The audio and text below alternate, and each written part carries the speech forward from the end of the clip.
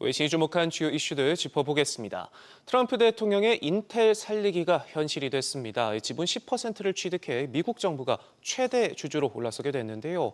반도체 보조금에 대한 대가로 지분을 받기로 한 만큼 동일한 혜택을 받는 삼성전자 등 외국 기업에도 같은 잣대를 적용해 미국 정부가 지분 인수를 시도할 가능성이 제기되고 있고요. 설령 보조금과 지분 수합을 요구하지 않더라도 반도체 품목 관세를 고리로 추가 투자를 요구하거나 보조금을 대폭 삭감할 수 있다는 관측도 나옵니다. 그렇다면 외신들은 전례 없는 트럼프식 자본주의를 어떻게 보고 있는지도 살펴보죠. 먼저 워싱턴 포스트는 자유시장인 미국이 중국처럼 돼선 안 된다며 트럼프 행정부의 인텔 지분 인수는 실수다 쓴소리를 남겼습니다. 그러면서 시장을 왜곡할 위험이 있을 뿐만 아니라 정부가 대규모 지원에 나선다 한들 모바일 컴퓨팅에 이어 인공지능에서도 뒤처진 인텔이 과거의 영광을 회복할 수 있을지도 미지수다 짚었고요. 뉴욕타임즈 역시 미국 정부가 앞서 US 스틸과 MP 머티리얼즈에 이어 인텔 지분까지 보유하고 나선 데 대해 미국 경제가 중국이나 러시아와 같은 국가 자본주의를 닮아가고 있다 우려를 내비쳤습니다. 그러면서 트럼프 행정부가 어떤 형태든 정부가 개입할 수 있는 다른 기업들을 샅샅이 물색하고 있다 전했는데 이번 계약과 관련해 주주들을 비롯한 이해 당사자들과의 소송 가능성도 거론되고 있습니다.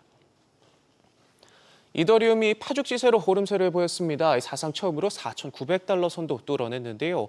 파월 연준 의장의 기준금리 인하 시그널이 반등의 마중물 역할을 해줬습니다.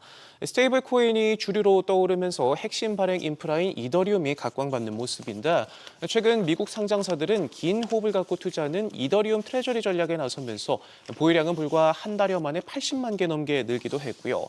선물 미결제 약정은 시카고 상품거래소에서 사상 최고치인 83억 달러를 찍기도 하면서 이더리움 가격은 최근 한 달 새 30% 가까이 뛰는 등 시장에선 월가의 블록체인이라고까지 불리면서 주목받고 있습니다.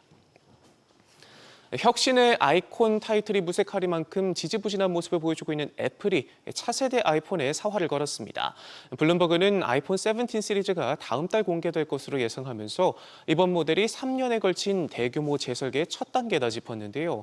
특히 에어라는 새 사양이 출격대기 중인데 역대 아이폰 중 가장 얇은 모델로 삼성의 갤럭시 S25 엣지보다도 얇은 수준이고 내년 출시 예정인 폴더블 아이폰을 위한 교두보 역할을 할 것으로 전망했습니다. 하지만 AI 막차를 놓치면서 이미 늦었다는 평가도 나오는데요. 음성 비서 시리에 인공지능 모델을 도입하기 위해 뒤늦게 구글과 논의 중인 것으로도 전해졌는데 사실상 독자 개발에 실패 외부 의존도를 높이면서 애플이 자칫 스마트폰 시대에 적응하지 못해 고개를 숙인 노키아의 전철을 밟을 수 있다는 평가까지도 나오고 있습니다.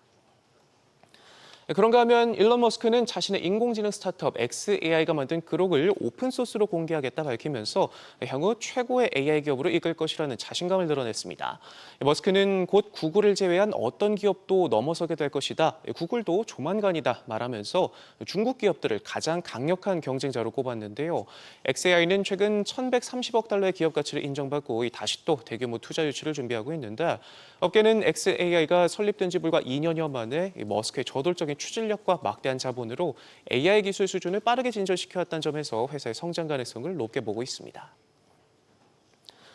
미국 로봇택시 시장을 선점한 구글의 웨이모가 뉴욕 도심을 달릴 준비를 하고 있습니다. 뉴욕시에서 업계 최초로 자율주행차 테스트 기회를 얻었는데요.